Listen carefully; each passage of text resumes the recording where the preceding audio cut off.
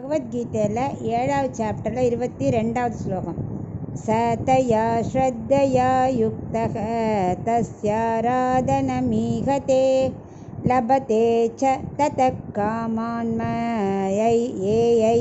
விஹிதான் ஹிதான்.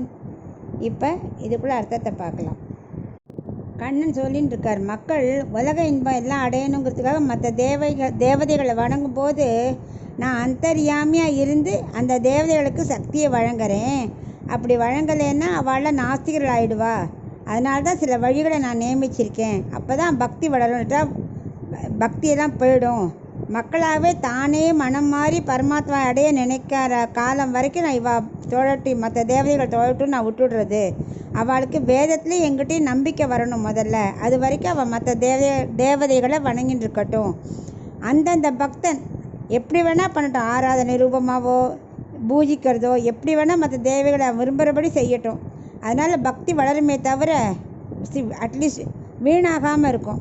அதனால் நான் தேவதைகளுக்கு சக்தி வழங்குறேன் அப்படிங்கிறார்.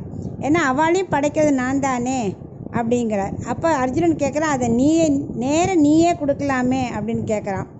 அதுக்கு கண்ணன் சொல்கிற, இல்லை உலகத்தில் எல்லோரும் ஒரே மாதிரி குணத்தோடு இருக்கிறது இல்லை. சத்வகுணம் தாமச ராஜச குணம் எல்லோரும் இருப்பா. ஸோ அவளும் என் குழந்தைகள் தான். அவளையும் நான் விட்டுற முடியாது. ஸோ சத்வகுணம் உடையவா என்னை புரிஞ்சுன்னு டைரெக்டாக எங்கிட்டயே எல்லாத்தையும் கேட்பா. என்னை அடைஞ்சால் போகிறோம், என் திருப்திக்காக செய்வா. ஆனால் இந்த ராஜச தாமச குணம் உள்ளவா என்ன பண்ணுவா, கொஞ்சம் இப்படி தான் மற்ற தேவர் வணங்கி அவளுக்கு அந்த காரியம் நடந்தால் போகிறோன்னு இருப்பா. ஆனால் அவளும் நம்ம குழந்தைகள் தானே அப்படின்னு நான் விட்டுடுவேன். இப்போது ஒரு விதையை விதைக்கிறோம், அது செடி வருது, உடனே மேலே பந்தல் போட முடியுமா? குட்டியாக இருக்கிறச்சே அவரை விதை போடுறோம்.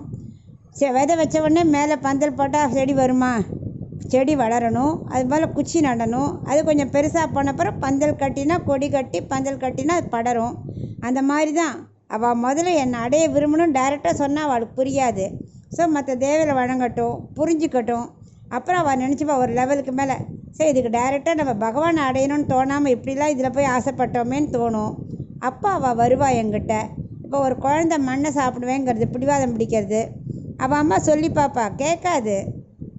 சரி போ, சாப்பிட்டா தான் உனக்கு புத்தி வரும், சாப்பிட்டா வயிற்று வலி வரும். அப்புறம் டாக்டர்கிட்ட போனால் அதுக்கு புரிஞ்சிடும், ஓ இதெல்லாம் சாப்பிடக்கூடாது, சாப்பிட்டா நம்ம உடம்பு கெட்டு போயிடும், எது நல்லதுன்னு அம்மா சொல்கிறாலும் அதை கேட்கணும்னு தெரியும். அந்த மாதிரி எல்லாருக்கும் தாயாக இருக்கிற நான் சொல்கிறத கேட்குறதுக்கு முதல்ல அவளுக்கு டைம் கொடுக்கணும், அவள் புரிஞ்சுக்கணும். அதனால் நான் மற்ற தேவதைகளுக்கு சக்தியை கொடுத்துருக்கேன் அப்படின்னு இவனுக்கு விளக்கின்னு இருக்கார். இன்னும் 5-6 ஸ்லோகம் அதை பற்றி தான் சொல்ல போகிறேன்.